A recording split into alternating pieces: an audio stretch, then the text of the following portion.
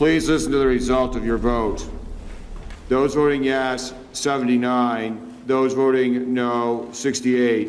And you have chosen to read H 847 a third time.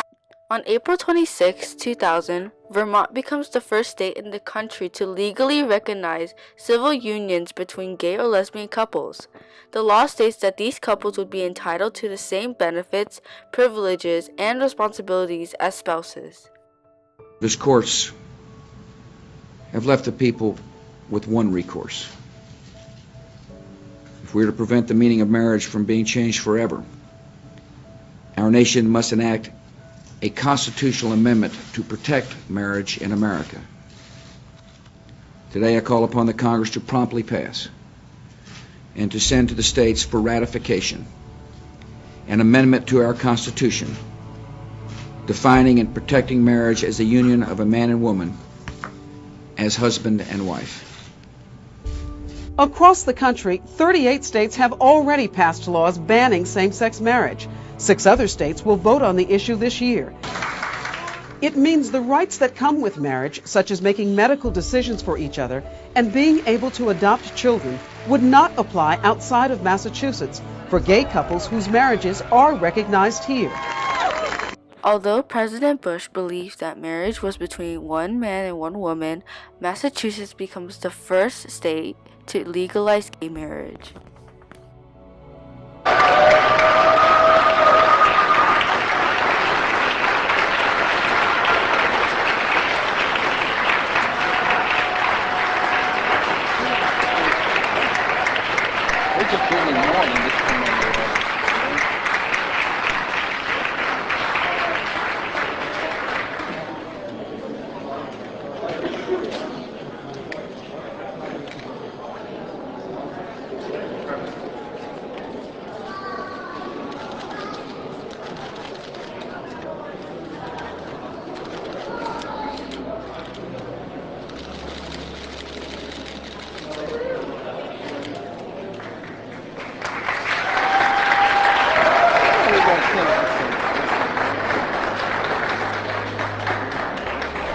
The Supreme Court has ruled that same-sex couples do have the right to marry. NBC's Pete Williams is in the Washington bureau for us with more on this decision. Pete. So now Connecticut becomes the third state where gay marriage is legal, following Massachusetts and California. This doesn't take effect immediately. There's some period of time here before the court's opinion becomes the law, but it will be the third state. Now, all 3 states that have done so have done by court decisions. You'll recall that Massachusetts, the legislature debated whether to amend their constitution and overturn this decision. They didn't. It'll be on the California ballot, that question. And in Connecticut, you amend the constitution by constitutional convention. And it is a routine matter that comes up on the state ballot every 8 or 10 years. And ironically, that issue, to call a constitutional convention, is on the Connecticut ballot for this November. So this will undoubtedly greatly change the debate about whether they want to amend their constitution. But that's the only way this decision could be overturned. It's based on the state constitution, not the federal, so it can't be appealed to the U.S. Supreme Court.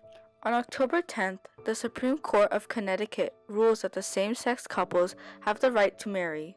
This makes Connecticut the second state to legalize civil marriage for same-sex couples. In Iowa, the Iowa Supreme Court has what I view to be a very, very important ruling. They're saying that same-sex unions are allowed. In fact, same-sex marriages are allowed, and that it is unconstitutional to discriminate against same-sex couples in the state of Iowa. This is the final word in Iowa, so now this will be the third state, along with Connecticut and Massachusetts, to allow same-sex marriage. On April 3, 2008, the Iowa Supreme Court unanimously rejects the state law banning same-sex marriage. 21 days later, county recorders are required to issue marriage licenses to same-sex couples. Of same-sex marriage. Today, the state legislature of Vermont overrode the governor's veto of a bill legalizing the unions. And just last Friday, the Iowa Supreme Court struck down a same-sex marriage ban that had been on the books since 1998. So now, 4 states, Vermont, Iowa, Connecticut, and Massachusetts, have given the green light to same-sex marriage. On April 7, 2009, the Vermont legislature votes to override Governor Jim Douglas's veto of a bill allowing gays and lesbians to marry, legalizing same-sex marriage. On June 3rd, New Hampshire's Governor John Lynch signs legislation allowing same-sex marriage. New Hampshire is the 6th state in the nation to allow same-sex marriage. Woo! I did. Votes, 8 of them Republican. The Senate voted to end the ban on gays serving openly in the military. They want to put their lives on the line for our security and our freedom. Does it make any sense to say no to them? Some have said this is not the time to repeal this policy. And they're right. It should have been done yesterday. He knew that valor and sacrifice are no more limited by sexual orientation than they are by race, by gender, by religion, by creed. And what made it possible for him to survive the battlefields is the reason that we are here today. That's the reason we are here today.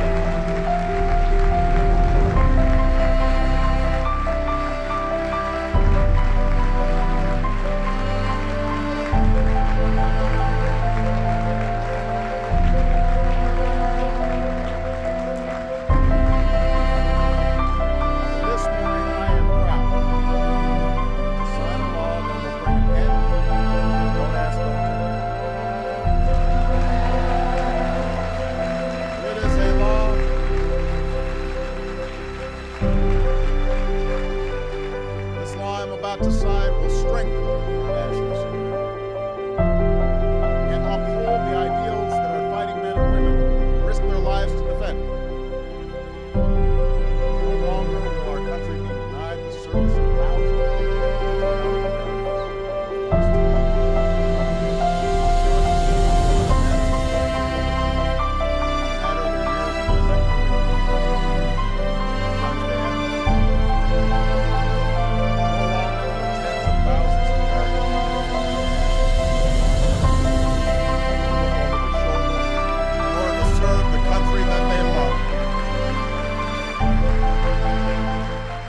On December 18, 2010, the U.S. Senate votes 65-31 in favor of repealing Don't Ask, Don't Tell.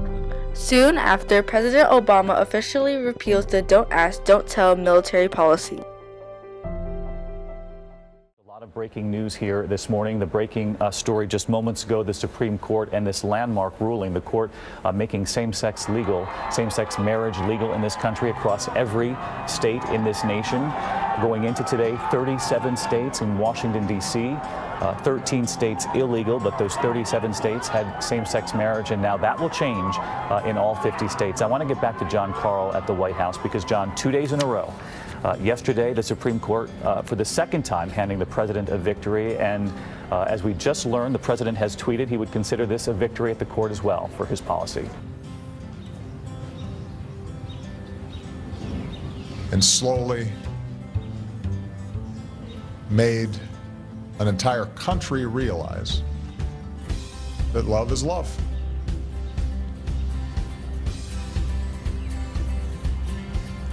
What an extraordinary achievement. What a vindication of the belief that ordinary people can do USA! USA! USA! USA! USA! USA! USA!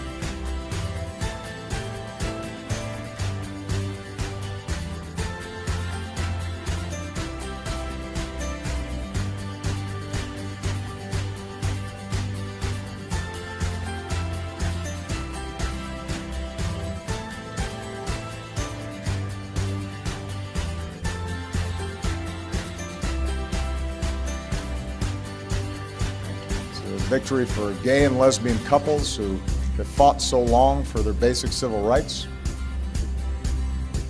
It's a victory for their children, whose families will now be recognized as equal to any other. It's a victory for the allies and friends and supporters who spent years, even decades, working and praying for change to come. And this ruling is a victory for America. This decision affirms what millions of Americans already believe in their hearts. When all Americans are treated as equal, we are all more free.